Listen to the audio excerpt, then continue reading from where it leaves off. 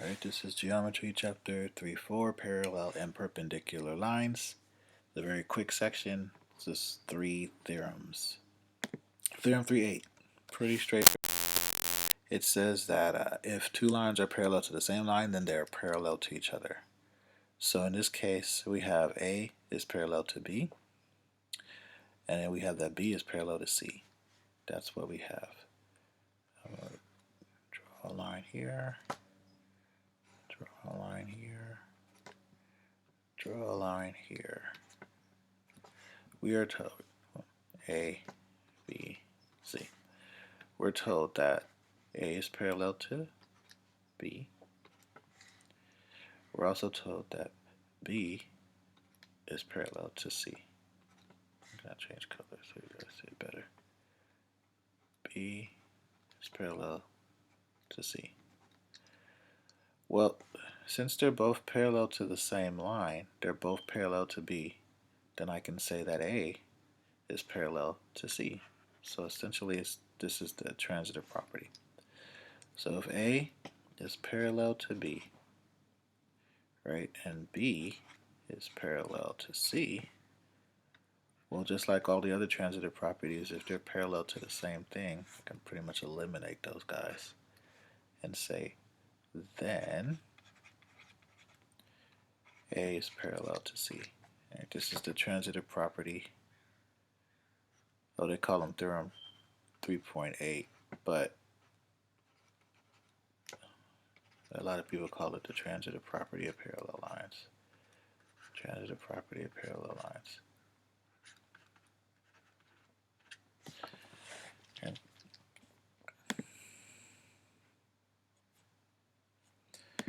And then we have theorem 3.9. And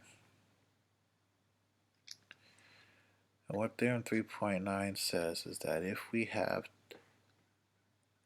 two lines that are perpendicular to the same line, and those two lines must be parallel. So, this is theorem 3.9. We have two lines such that it's cut. Actually, let's do it like this side. Two lines such that it's cut by a transversal. Transversal is T.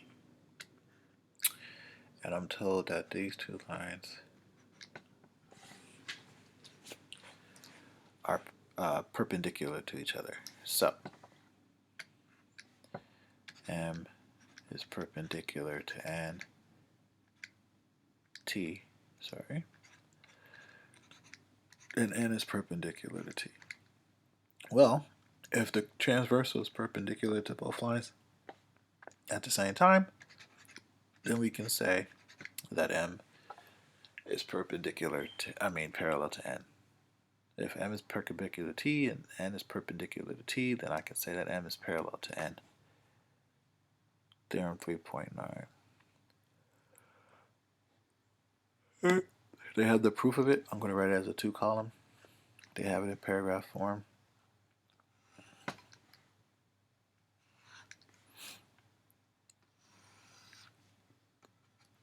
The first thing that they have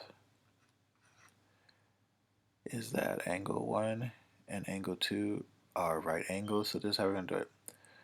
R is perpendicular to T. S is perpendicular to T. Given. Next step is going to be, since they're perpendicular, I can say that angle 1 and angle 2 are right angles.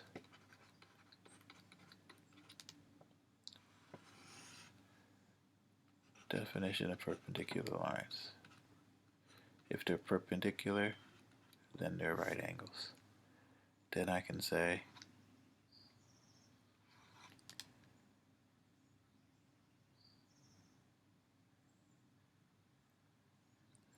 that angle 1 is congruent to angle 2.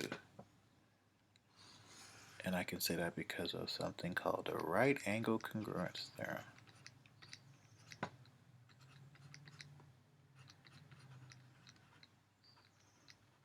And the right angle congruence theorem says that if I have all right angles are congruent. All right angles are congruent. Okay. If you look at 1 and 2 in the picture, they're corresponding angles. 1 and 2 are corresponding angles.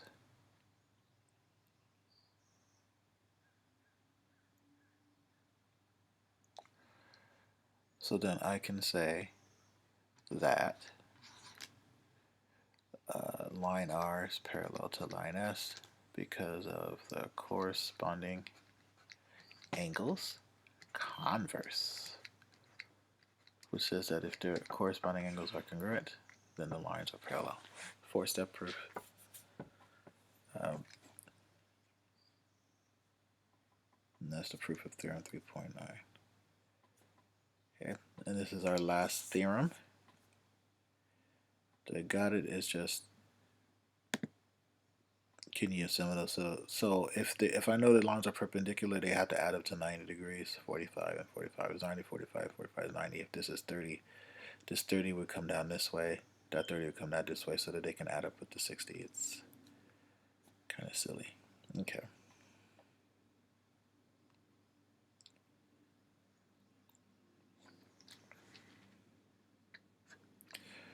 Last one, theorem 310, perpendicular transversal theorem.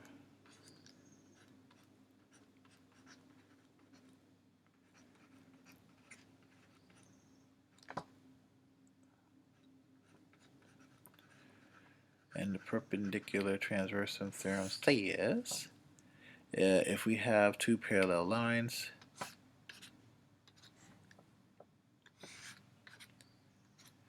such that they're cut by a transversal,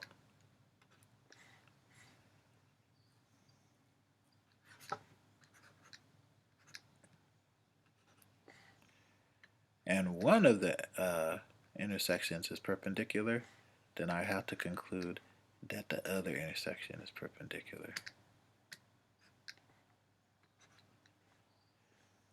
Alright.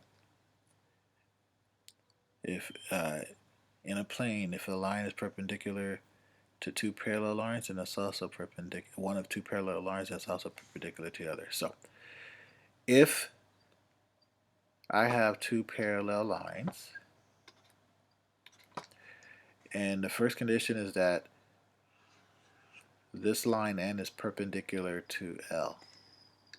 The fact that they're parallel means that since they have the same slope, if it's perpendicular to one, since corresponding angles are congruent, it has to be perpendicular to the other. That is the perpendicular transversal theorem. Okay. And an example of it that they give here, they say, can you prove that A is parallel to B?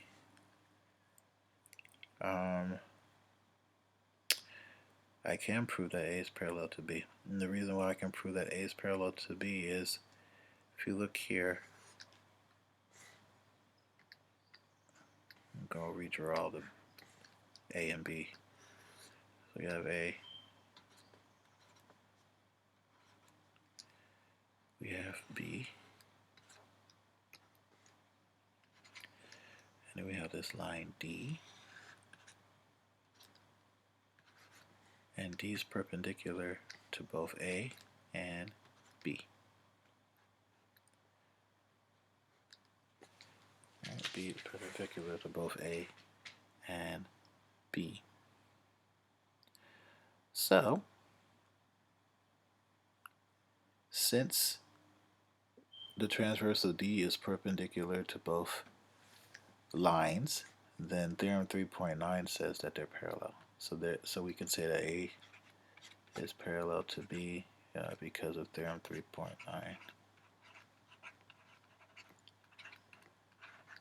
If a transversal is perpendicular to two lines, then they must be parallel.